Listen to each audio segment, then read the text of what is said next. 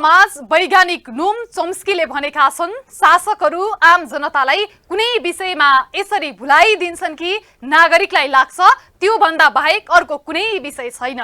अनि त्यसै विषयमा मात्र वाद विवाद गरे आम नागरिक भनी ठान्छन् कि मैले यस विषयका यस्तो धारणा राखेर यति महान काम गरे। नागरिक चासोको विषय अन्तै हुन्छ जहाँ नागरिकले ध्यान जानै दिँदैनन्। नागरिकलाई वाद विवादमा अल्झाएर शासक र शासन चलाउने गिरोहहरू आफ्नो स्वार्थ पूरा गरिरहेका हुन्छन्। अहिले यस्तै विषय बनेको छ एमसीसी। नमस्कार, यो न्युज एट टुडे, म तुलसी अरियाल। देश विकास अनि जनताको हितको नाममा विभिन्न राष्ट्रिय गौरवको आयोजना बनेका छन्, तर तिनै आयोजना वरपर बस्ने जनतालाई नै ती आयोजनाले पीडित बनाएका छन्। विभिन्न आयोजना बनाउँदा जनतालाई ती आयोजना स्थलबाट विस्थापित गरिन्छ, तर वर्षौं भोग चलन गर्दै आएको ठाउँबाट उठिवास भएका जनताले उचित मुआब्जा पाउँदैनन्। पाएको मुआब्जाले अर्को स्थानमा बसाई बसाल्ने अवस्था हुँदैन। यस्तै भएको छ राष्ट्रिय गौरवको आयोजना बुढी गण्डकीमा पनि। देश नै एमसीसीमा रुमलिएको बेला ती जनताको कसलाई चासो। राष्ट्रिय गौरवको बुढी गण्डकी जलविद्युत आयोजना क्षेत्रका प्रभावित जनताले जग्गाको मूल्यमा सरकारबाट ठगिएको बताएका छन्। सरकारले बुढी गण्डकी जलविद्युत आयोजना निर्माणलाई मात्र हेरेकाले आयोजनाबाट प्रभावित जनताको उचित व्यवस्थापन नगरेको प्रभावितहरूले बताएका छन्। अहिलेसम्म सरकारले बुढी गण्डकी डुबान क्षेत्रको व्यक्तिगत जग्गाको मुआब्जा वितरण गरे पनि जग्गा र त्यहाँ बनेका घर तथा अन्य भौतिक संरचनाको मूल्याङ्कनमा अन्याय गरेको प्रभावितहरूको आरोप छ। तपाईहरुलाई चाहिँ एकदम व्यवस्थित ठाउँमा हामी लिएर राख्छौं। तपाईहरुको पुनर्वासको व्यवस्था हुन्छ। यो लानलाई ल्याउन तपाईहरुको घर टहरा सार्न पनि व्यवस्थित ढंगले हामी सार दिन्छौं। जहाँको तहाँ हामीले एउटा व्यवस्थित ठाउँमा लिएर राखेर मात्रै तपाईहरुको चाहिँ व्यवस्थापन हुन्छ भनेर उहाँहरूले हामीलाई अलिकति लालीपापा चटा जस्तो हिसाब किताबले फकाउनु भयो हैन। अहिलेसम्म पुनर्वासको व्यवस्था पनि छैन। हाम्रो पूर्जा अब यहाँ हामीलाई हाम्रै वरपर दाजुभाइ यहाँ सुकौरातिरको दाजुभाइ र हामीलाई फ्याक बनाएर फुटाउनु भयो उहाँहरूले, राजनीतिकर्ताहरूले। धादिङ त्रिपुरा सुन्दरी गाउँपालिकाको आलु खोला खहरे बजारमा प्रभावितले गोर्खाको आरुघाट प्रभावित क्षेत्र र खहरे बजारको जग्गा मूल्याङ्कनमा समेत सरकारले पक्षपात गरेको बताएका छन्। उनीहरूले तत्काल चलन चल्तीमा आएको जग्गाको मूल्य पाउनुपर्ने मागलाई बेवास्ता गरेर सरकारको निर्णय नै मान्नुपर्ने भन्दै जबरजस्ती रूपमा मूल्य तोकेर मुआब्जा वितरण गरेको गुनासो गरेका छन्। खहरे बजारका स्थानीय शिवप्रसाद रिमालले मुआब्जा वितरणपछि तत्काल उचित स्थानमा बस्ती स्थानान्तरण र पुनर्वासको व्यवस्था गर्ने भनेर सरकारले आश्वासन देखाए पनि अहिलेसम्म पुनर्वास व्यवस्था गर्ने काम नभएको गुनासो गरेका छन्। स्थानीयवासी रिमालले सरकारले जग्गाको मूल्याङ्कन कम गरेकाले 6 रोपनी जग्गाको करिब 30 लाख रुपैयाँ मात्रै पाएको गुनासो पोखे। उनीहरूको मनमानी हिसाबले एउटा चाहिँ मूल्य तोक्यो। अब उनीहरूले जबरजस्ती यदि लिनुपर्छ भनेर हामीलाई एउटा लाद दिए हैन। त्यसैमा हामी चाहिँ चुप लाएर बस्यौँ अहिलेसम्म। अब पुनर्वास पनि हुन्छ भन्ने एउटा कुरो थियो, त्यो केही कुरो उब्जिए होइन हो कि होइन थाहा छैन।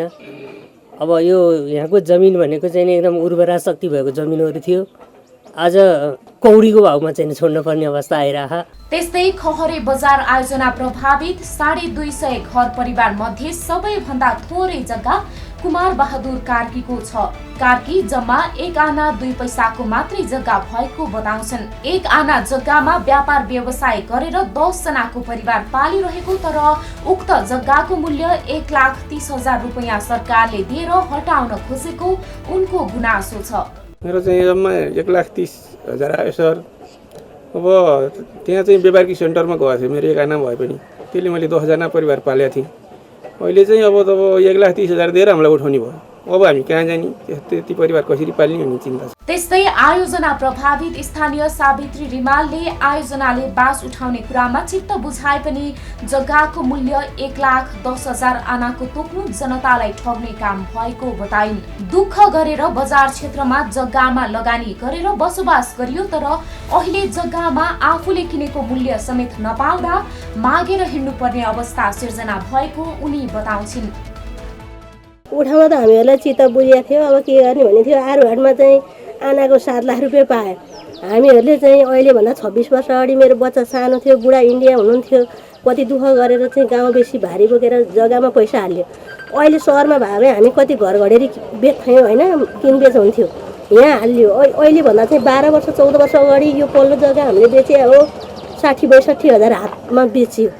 अहिले आउँदाखेरि अब हामीहरूलाई चाहिँ 1,10,000 आना हुन्छ भनेर भन्नुभयो होइन। तर यता त्रिपुरा सुन्दरी गाउँपालिकाका अध्यक्ष शम्भु कुमार थापा भने प्रभावित जनताले जनप्रतिनिधिबाट कुनै पहल नभएको भन्ने कुरामा सत्यता नभएको बताउँछन्। हामीले यो आयोजनालाई भनेपछि हामीले पटक्कै व्यवस्था गरे पाटो चाहिँ होइन। यो हामीले चाहे गोर्खामा डेलिगेसन जाने कुराहरू होस्, आयोजनाको कार्यालयमा डेलिगेसन जाने कुराहरू, जिल्ला प्रशासन कार्यालयमा हाम्रो आफ्नै टिम, सबै आबद्ध रहेका राजनीतिक पार्टीहरू, इभन हामीले वडा अध्यक्षसम्मको सबै टिम सबै गएर हामीले पटक हामीले एउटा प्रतिवेदन पेश गरेका छौँ। मन्त्री प्रधानमन्त्री फेरिने हुँदैन, टक्रकै पुगिहाल्ने, सचिव फेरिने बित्तिकै पुगिहाल्ने, ऊर्जा मन्त्री फेरिने बित्तिकै पुगिहाल्ने, अर्थमन्त्री फेरिने बित्तिकै पुगिहाल्ने। हाम्रा त्यो ज्ञापनै पत्र मात्रै हेर्ने हो भने पनि ठुला ठेली त्यो भित्र छन्। अब हामीले त अधिकतम, किनभने हामीले कहिले पनि अब सरकारसँग हाम्रो अनुरोध पनि हो, किन भन्दाखेरि उसको स्वेच्छाले ऋण लागेर उठेर जान लागे होइन नि त। 1200 मेगावाटको बुढी गण्डकी जलविद्युत आयोजना बनाउने गरी चर्चा सुरु भएको 1 दशक बित्न लागेको छ। तर अहिलेसम्म कुन मोडालिटीमा निर्माण हुने भन्ने अन्यल कायमै छ। आयोजना निर्माणको लागि जग्गा अधिग्रहण गर्ने कामलाई आयोजनाले तीव्र रूप दिइरहेको छ। सरकारले आर्थिक वर्ष 2069-70 मा कुल लागत 2 खर्ब 50 अर्ब रुपैयाँमा बुढी गण्डकी जलविद्युत आयोजना निर्माण गर्ने गरी आयोजना विकास समिति गठन गरेर अगाडि बढेको थियो। अहिलेसम्म विकास समितिले नै आयोजना निर्माणको गतिविधि अघि बढाइरहेको छ।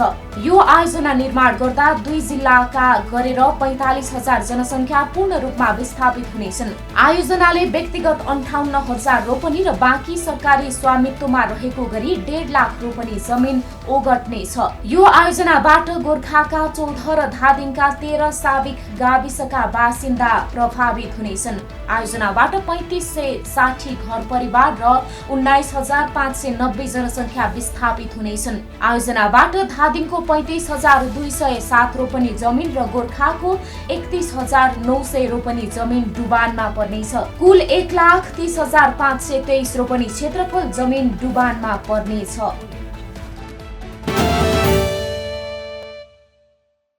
2072 को वैशाखमा विनाशकारी भूकम्प आएको पनि 7 वर्ष पुग्न लागिसक्यो। भूकम्प पछिको पुनर्निर्माणका लागि बनेको राष्ट्रिय पुनर्निर्माण आयोग पनि खारेज भइसक्यो। तर अझै पनि भूकम्पमा क्षतविक्षत भएका जनताका कतिपय घर बन्न सकेका छैनन्। दूरदराजका गाउँ देहातको त कुरा छोडौं, देशको राजधानी सहरको मुटुमा घरहरू अझै पनि टेकोले थामिएर बसेका छन्। विक्रमसम्म 2072 सालको भूकम्पपछि देशभरि पुनर्निर्माणको लहर आयो। बस्ती बस्तीमा नयाँ घरहरू बने। तर ललितपुरको पाटनको बस्ती भूकम्प गएको 6 वर्ष बितिसक्दा समेत अझै टेकोमा अडिएको छ। एक थरी मान्यता छ, विनाशले नयाँ निर्माणको अर्को अवसर पनि दिलाउँछ। 12 वैशाख 2072 को महाभूकम्पले मचाएको विनाशपछि पनि एउटा आशा थियो। जोखिमयुक्त, असजिलो र कुरूप बन्दै गएका शहरी तथा ग्रामीण बस्तीहरू पुनर्निर्माण गर्न र गाउँ गाउँसम्म व्यवस्थित एकीकृत बस्तीहरू विकास गर्न यो विपदले ढोका खोल्नेछ। तर भूकम्प गएको 7औं वर्ष लाग्दा समेत काठमाडौँका कतिपय स्थानमा भूकम्पले भत्किएका घरहरू टेकोकै भरमा अडिएका छन्। एकछिन सोचौं त, सिंहदरबारको छरछिमेकमै यो हालत छ भने देशका अन्य ठाउँहरूको हालत के होला? करिब 7 वर्षदेखि चलिरहेको पुनर्निर्माणको अभियान भने निजी आवास र सरकारी तथा सार्वजनिक संरचना पुनर्निर्माणमा अल्मलियो, जसमा जोखिमयुक्त बस्ती सार्ने, ल्यान्ड पुलिङ र हाउस पुलिङका माध्यमबाट संयुक्त आवास बनाउने तथा एकीकृत बस्ती विकास गर्ने पक्ष छुटै भयो। सुरुमा देखिएको सपना र कोरिएको एकीकृत बसोबासको चित्र पुनर्निर्माणको ज्ञानभासमा अटाएन। भूकम्प गएको 3 वर्षपछि 29 कार्तिक 2075 मा पुनर्निर्माण प्राधिकरणले एकीकृत बस्ती विकास सम्बन्धी कार्यविधि 2075 स्वीकृत गरेको थियो, जसमा 79 घर परिवारसम्मको एकीकृत बस्ती विकास गर्नका लागि स्थानीय तहलाई जिम्मेवारी दिने भनिएको थियो। भूकम्पपछि जोखिमयुक्त क्षेत्रबाट घर बस्ती सार्ने काम हुनु अनिवार्य थियो। तर अहिलेसम्म पनि बस्ती सार्ने कुरा त परेको भयो, स्थानीय तहहरूले त्यही नयाँ घर बनाउन अनुमति दिएका छन्। अनुमति नदिएका क्षेत्रमा भइरहेका घर निर्माण रोक्ने प्रयत्न भएको छैन। सरकारी मापदण्ड अनुसार स्थानीय तहहरूले पूर्ण वा आंशिक रूपमा जोखिम संवेदनशील भू उपयोग नक्सा कार्यान्वयनमा ल्याउने व्यवस्था छ। राष्ट्रिय भू उपयोग नीति 2069 का आधारमा भूमि विभाजन हुने गरी भू उपयोग नक्सा तयार गरी तोकिएको क्षेत्रमा तोकिएको प्रयोजनको लागि मात्र भवन निर्माण अनुमति दिने व्यवस्था मापदण्डमा छ, जुन कार्यान्वयनमा आउन सकेको छैन। भूकम्पले काठमाडौँ लगायतका क्षेत्रका पुराना बस्तीलाई मौलिक र सुरक्षित रूपमा पुनः निर्माण गर्ने अवसर पनि जुटाइदिएको थियो। विशेष गरी भित्री शहरका धेरै जसो घरहरू भूकम्पबाट बढी प्रभावित भएकाले यही मौकामा हाउस पुलिङमा जान विज्ञहरूले सुझाएका थिए। अहिले मौलिक तथा परम्परागत बस्तीभित्रै पनि कङ्क्रिटका बट्टा जस्ता घरहरू थपिँदैछन्। पुनर्निर्माण प्राधिकरणका अनुसार काठमाडौँ उपत्यकामा मात्रै करिब 62 वटा पुराना बस्ती छन्, जसलाई हाउस पुलिङका माध्यमबाट मौलिक रूपमा पुनर्निर्माण गर्न सकिन्थ्यो। त्यो काम यही पुनर्निर्माण अभियानमा जोड्न सकेको भए काठमाडौँ उपत्यकालाई विश्वमै नमुना सांस्कृतिक सहरका रूपमा स्थापित गराउन मद्दत पुग्ने अवस्था थियो। तर त्यो अवसर खेर गएको छ। विनाशकारी भूकम्पले हल्लाएपछि टेको लगाइएका कतिपय घरबाट मान्छे सरेर अन्यत्र गए। उपत्यकाको पाटन क्षेत्र, असन बजार लगायतका ठाउँहरूमा कतिपय इँटा र माटोबाट बनेका परम्परागत शिल्पका घरहरू अझै पनि जर्जर अवस्थामै भेटिन्छन्। भूकम्पले भत्काएका ती घरहरू विगत 6.5 वर्षदेखि टेकोकै भरमा अडिएका छन्। डर त लाग्छ, नहुने होइन, तर यसमा चाहिँ अहिले हामी कोही पनि बसेको छैन। सामान चाहिँ हामीले निकालेको छैन। सामान भनेको त के चिज हो? सबभन्दा ठुलो भनेको आफ्नो जिउ ज्यान हो। हामीलाई भन्दाखेरि पनि अरू बाटोमा हिँड्ने मान्छेलाई, अब मन्दिर घुम्ने मान्छेलाई लाग्ला भन्ने मात्रै डर हो। अब सकेसम्म हामीले चाहिँ कसैलाई पनि नलागोस् भन्ने हिसाबले अब पालले छोपेर टेका लगाएर भित्रबाट पनि पुरै टेको लगाएर होइन, जे होस् अब त्यो भित्रबाट लगाएकोलाई अब नेवारी भाषाबाट भन्ने अर्कै छ, गुना भन्छ। टेकाको नाम पनि धेरै छ। त्यो अनुसारले हामीले सबै टेको सेको चाहिँ लगाइरहेको छु। किनभने सरकार भनेको नै जनतालाई हेर्ने हो, जनता भनेको नै सरकार हो होइन। अब जनतालाई चित्त बुझ्दो या जनतालाई गर्छु भनेर नै आएको हो नि त। हरेक सरकारले चाहिँ जनताकै नाम लिन्छ नि त, जनताकै नाम लिन्छ, तर नाम मात्रै हो, तर काम चाहिँ हुँदैन रहेछ। एक अर्कासँग जोडेर बनाइएकाले एउटा परिवारले आफ्नो मात्र घर भत्काएर नयाँ बनाउन निकै कठिन छ। एउटा घर भत्काउँदा जोडिएको अर्को घर स्वतः भत्किने अवस्था छ। निकै सानो जग्गामा बनेका कारण नयाँ बनाउन सजिलो पनि छैन। साथै जीर्ण अवस्थामा रहेका घरहरूको पुनर्निर्माण नहुँदा बाटो हिँड्ने सर्वसाधारण तथा छेउछाउका व्यापारीहरूलाई पनि घर भत्किएमा चोटपटक लाग्न सक्ने जोखिम पनि उत्तिकै छ। सरकारले भरसक छिटो जनतालाई राम्रो होस्, चाँडै नै बनाइदिनुहोस्।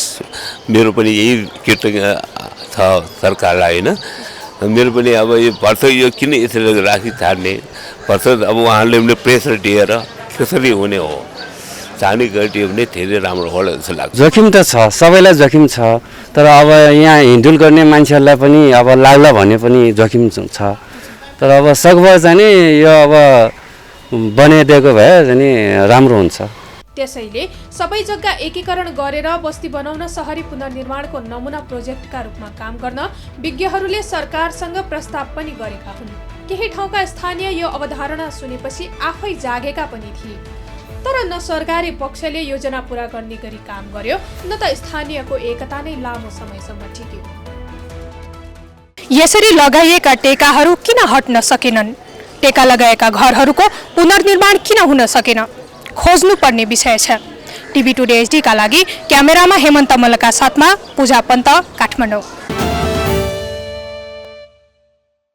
देशको आर्थिक अवस्था र जनजीविकाको अवस्था सुधार्न सरकारहरू अनेक योजना ल्याउँछन्। प्रकृति र सम्पदा संरक्षण गर्नमा जनतालाई प्रोत्साहित गर्छन्, जसका कारण ती सम्पदा अवलोकन गर्न पर्यटकहरू आउन सकुन्, आमदानी हुन सकोस् र जनताको जीवन स्तर उकासियोस्। जनताले प्रकृति संरक्षण गर्न थालेपछि त्यसका विभिन्न खालको जीवजन्तु विचरण गर्न थाल्छन्। तिनैलाई अवलोकन गर्न पर्यटकको ओइरो लाग्छ। यस्तै क्षेत्रहरू हुन् देशमा सिमसार क्षेत्र। यस्ता क्षेत्र बढ्दै गए विभिन्न फाइदा हुन्छ। तर रौतहटका सिमसार क्षेत्र भने सागोरिँदै गएका छन्। सरदर 700 मिटर लम्बाई र 100 मिटर चौडाई रहेको यो पोखरी रौतहट जिल्लाको मात्रै नभएर मध्य प्रदेशकै उत्कृष्ट पर्यटकीय गन्तव्य बन्ने सम्भावना बोकेको क्षेत्र हो। कुल 6.67 हेक्टर क्षेत्रफलमा रहेको यस सिमसार क्षेत्रमा विभिन्न सिजनहरूमा देश तथा विदेशबाट विभिन्न जातका चराहरू आउने गरेका छन्। यस क्षेत्रमा टर्की साइबेरियाबाट चिसो छल्न ठूलो संख्यामा चराहरू आउने गरेका छन्। चराहरूको बाक्लो उपस्थिति अनि रमणीय पाखरीले यहाँ आउने जो कोहीको पनि मन लोभ्याउन सक्छ। पोखरीमा पाइने माछा पनि पर्यटकहरूको लागि आकर्षण हुन सक्छन्। तर राज्यका कुनै पनि निकायले यसको संरक्षणमा ध्यान नदिँदा मर्धर पोखरीको अस्तित्व नै संकटमा परेको छ। यो चाहिँ करिब 200 वर्ष पुरानो चाहिँ यो पोखरी हो भनेर यहाँका पुराना स्थानीय बासिन्दाहरूको अनुमान छ। त्यही अनुसार यसमा केही अतिक्रमणहरू भइरहेको व्यक्तिहरूले चाहिँ आफ्नो नाममा दर्ता पनि गराइसकेको भन्ने छ र यस विषयमा सम्बन्धित निकायले आवश्यक कानुनी प्रक्रिया पनि अगाडि बढाएको हामी जानकारी पाएका छौँ। कुनै समय यो क्षेत्रमा मृग, बदेल, हात्ती लगायतका विभिन्न जनावर पनि चर्न र पानी खान आउने गरेकोमा हाल भने जंगली जनावरहरू आउने गरेका छैनन् भने ठूलो संख्यामा आउने विभिन्न प्रजातिका चराहरू पनि विगतका वर्षमा घट्दै गइरहेको छ। पोखरी क्षेत्र जलकुम्भी, नरकट, बेसर्मी लगायतका बाह्य मिचाहा प्रजातिका वनस्पतिहरूले पुरै ढाकिएको छ। यसले गर्दा पोखरीमा पानी नभएर यी प्रजातिका वनस्पति मात्र देखिएका छन्। उचित संरक्षण र प्रवर्धन नहुँदा सो क्षेत्र मानव अतिक्रमणको चपेटामा पनि पर्दै गइरहेको छ। सो क्षेत्रको जैविक, वातावरणीय एवं पर्यटकीय महत्व हुँदाहुँदै पनि यसको प्रवर्धनमा कसैले चासो नदिँदा सो सिमसार क्षेत्र संरक्षण र प्रवर्धनको अभावमा मासिने अवस्थामा पुगेको छ। पर्यटकीय मात्र नभएर पर्यावरण संरक्षणमा पनि यस सिमसार क्षेत्रको ठूलो महत्व रहेकोले यसको संरक्षण हुनुपर्ने जानकारहरू बताउँछन्। यसलाई पहिला त मर्धर पोखरी भनेर चलन चल्तीमा छ, तर यो चाहिँ बृहद रूपमा ठुलो एउटा चाहिने जलाशय भएको र यसको पर्यावरणमा सबैभन्दा ठुलो महत्त्व छ र यसले यो जलचरहरूको लागि पनि एउटा सबैभन्दा ठुलो अब यो जसरी चाहिने अब तालतलैयाहरू भएपछि अरू साइबेरियादेखि बाहिरका चराहरू आइरहेको हुन्छ। यहाँ हामीले अध्ययनको अभाव मात्रै देख्छु म, तर विभिन्न किसिमका चराचुरुङ्गीहरूको यहाँ बास छ र यो पर्यावरणको दृष्टिकोणले यो जुन रौतहट जिल्लाको क्षेत्रलाई यसले चाहिँ नै सहयोग पुर्याइरहेको हुन्छ। पूर्व पश्चिम लोकमार्गबाट करिब 10 मिनेटको दूरीमा रहेको यस क्षेत्रलाई पर्यटकीय गन्तव्यको रूपमा प्रवर्धन गर्न सके यस नगरपालिकाकै पर्यटकीय विकासमा यसले ठूलो टेवा दिने भए पनि चन्द्रपुर नगरपालिकाले यसको दीर्घकालीन संरक्षण र प्रचार प्रसारमा ध्यान नदिँदा यो क्षेत्र पर्यटक विहीन भएर बसेको छ। तर नगरपालिकाका जनप्रतिनिधि भने संरक्षण गर्न खोज्दै बजेट अभावले संरक्षण गर्न नसकिएको बताउँछन्।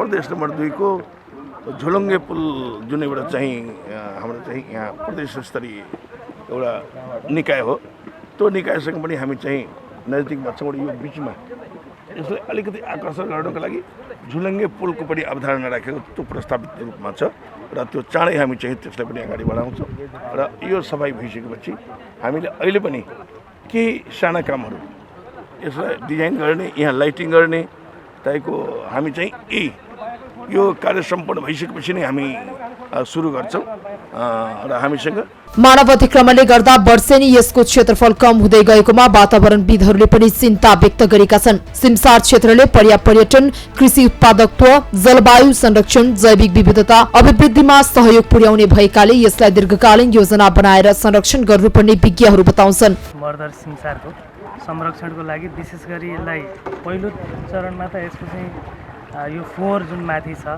यहाँ उम्रिएका जलकुम्भी अनि नरकट, बेसर्मी लगायतका यी अतिक्रमण गर्ने इन्भेजिभ स्पेसिसहरू जुन अहिले हामीले यो सिमसारमा देख्न सक्छौँ, पहिलो चरणमा चाहिँ यसलाई हटाउन जरुरी छ।